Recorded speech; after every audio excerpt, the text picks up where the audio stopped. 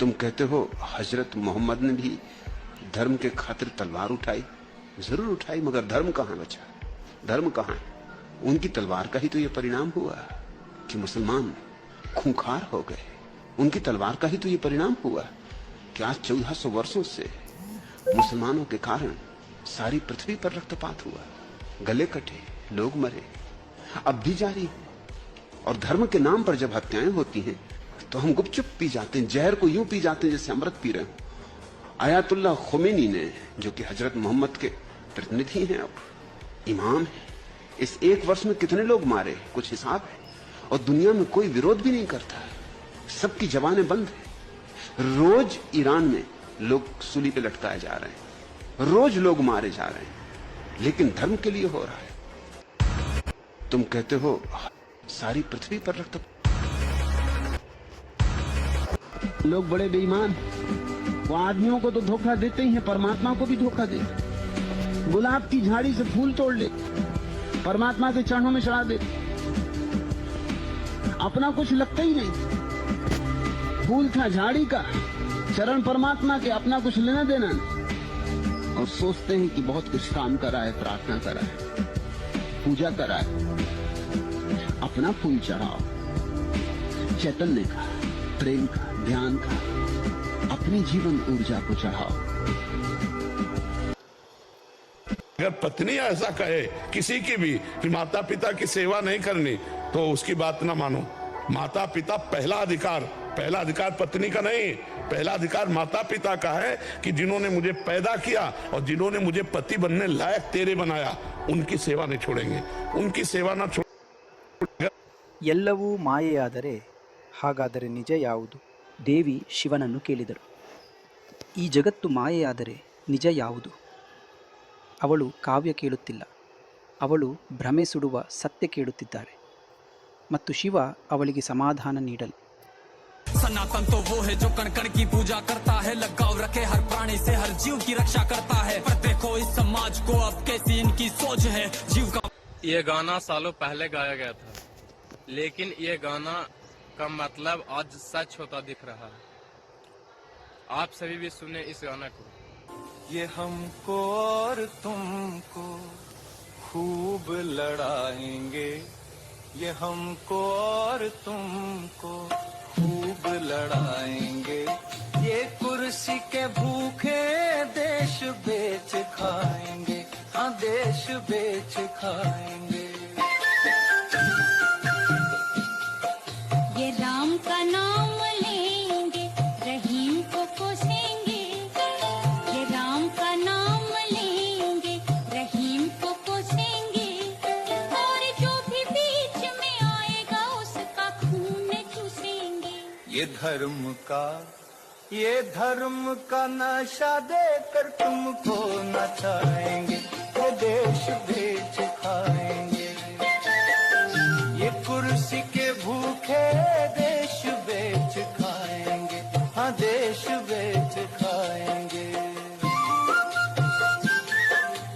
एकम ब्रह्म द्वितीयो नास्ते न नास्ते किंचन। पूरे ब्रह्मांड का मालिक एक ही ईश्वर है। वाल्मीकि रामायण, तुलसीकृत रामायण और राधे श्याम रामायण, बजरंग विजय रामायण, आध्यात्म रामायण, भुषुंडी रामायण, अद्भुत रामायण, जित्याद रामायण, सच्ची रामायण, पक्की रामायण, संग्राम रामायण, ये हमने 14 रामायण पढ़ डाले सीरियल वाइज। समय था, जवानी थी, स्टेमिना थी, हमने कहा अच्छी चीज तो अच्छी लगेगी, तो फिर मैंने वेदों को ग्रहण किया। फिर ऋग्वेद, सामवेद, अथर्ववेद, यजुर्वेद, इसको भी पढ़ा। वो भी उर्दू में?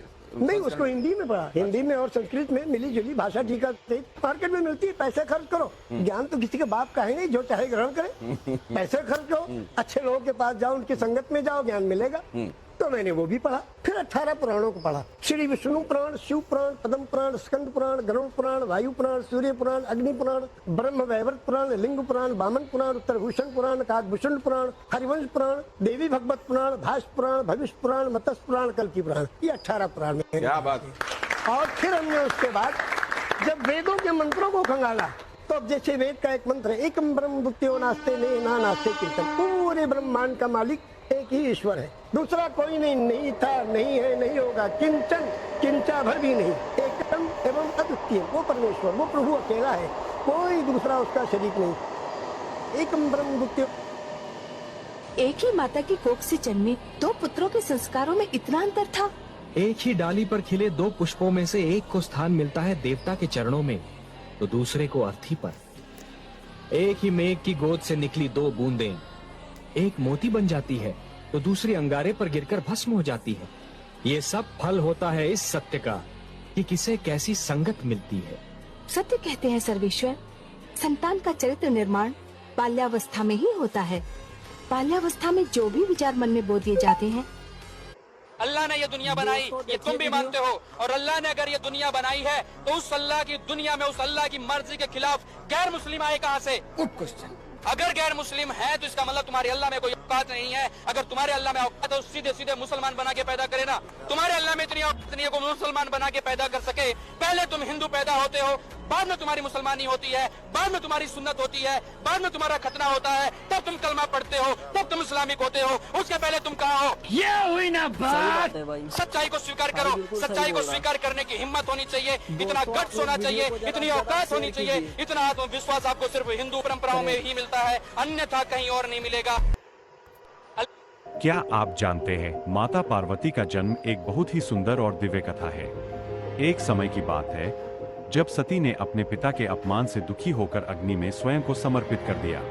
भगवान शिव बहुत दुखी हो गए और संसार से विरक्त हो गए। तब देवताओं ने प्रार्थना की कि सती फिर से जन्म ले। इसके बाद हिमालय के राजा हिमवान और रानी मेना के घर एक दिव्य कन्या ने जन्म लिया, वही थी माता पार्वती। बचपन से ही पार्वती को भगवान शिव से थी माता पार्वती। बचपन से बाद हिमालय के राजा हिमवान और रानी मेना के घर एक दिव्य कन्या ने जन्म लिया, वही थी माता पार्वती। बचपन से ही पार्वती को भगवान शिव से गहरा प्रेम था। उन्होंने कठोर तपस्या की और अंत शिव जी को पुनः अपने पति के रूप में प्राप्त किया। यही कारण है कि माता पार्वती को प्रेम, शक्ति और समर्पण की देवी माना जाता है। बचपन से ही पार्वती को भगवान शिव से गहरा प्रेम था।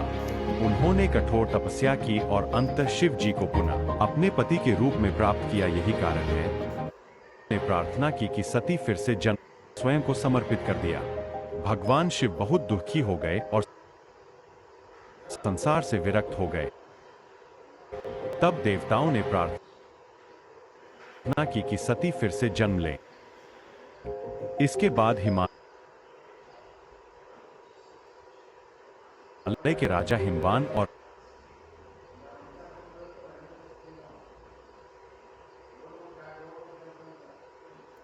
रानी मेना के घर एक दिव्य हिमवान और रानी मेना के घर एक दिव्य के राजा हिमवान। देवताओं ने प्रार्थना की हिमवान और रानी मेना के घर एक दिव्य कन्या ने जन्म। इसके बाद हिमालय के राजा हिमवान और रानी मेना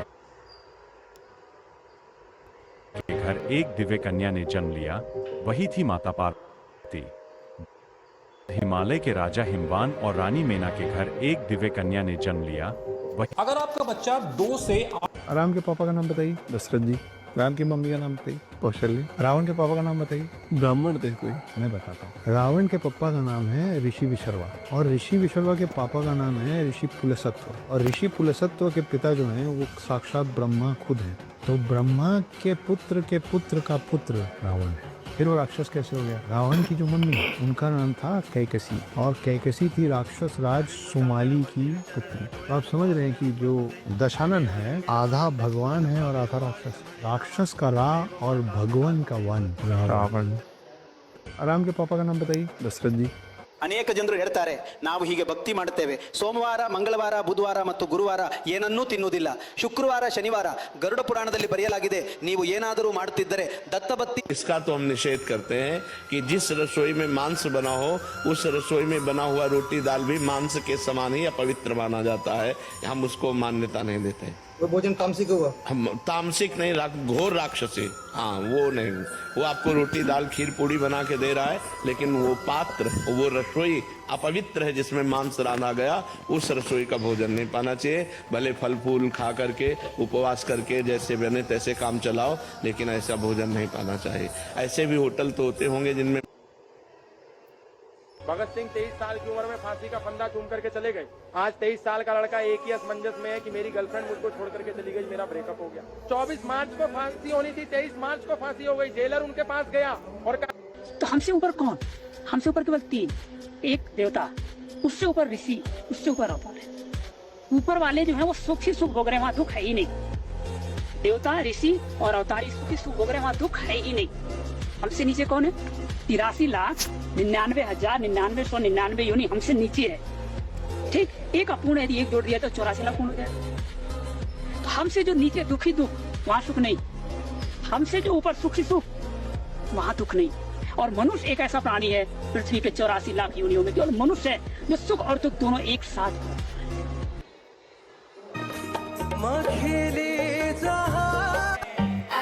कैसा पागलपन कि तुम ब्रह्मा विष्णु महेश की पूजा कर रहे हो और तुम्हारे भीतर स्वयं परमात्मा विराजमान, तुम्हारे भीतर स्वयं ब्रह्म विराजमान है और तुम दो कौड़ी के देवी देवताओं की पूजा में लगे हुए हो। अचंबा होता है देखकर कि भीतर ब्रह्म बैठा, तुम हनुमान चालीसा पढ़ रहे हो। कुछ तो शर्म करो, कुछ तो शर्म खाओ, कुछ तो संकोच लाओ। अरे डूब मरो चुल्लू और पानी में, हनुमान चालीसा पढ़ रहे हो। न लाज न संकोच, जय गणेश का शोरगुल मचा रहे हो। ब्रह्म होकर क्या खिलौनों से खेल रहे हो? कैसा पागलपन। ब्राह्मण के लिए लिखा है कि ब्राह्मण धोखे से शराब पी ले तो भी उसका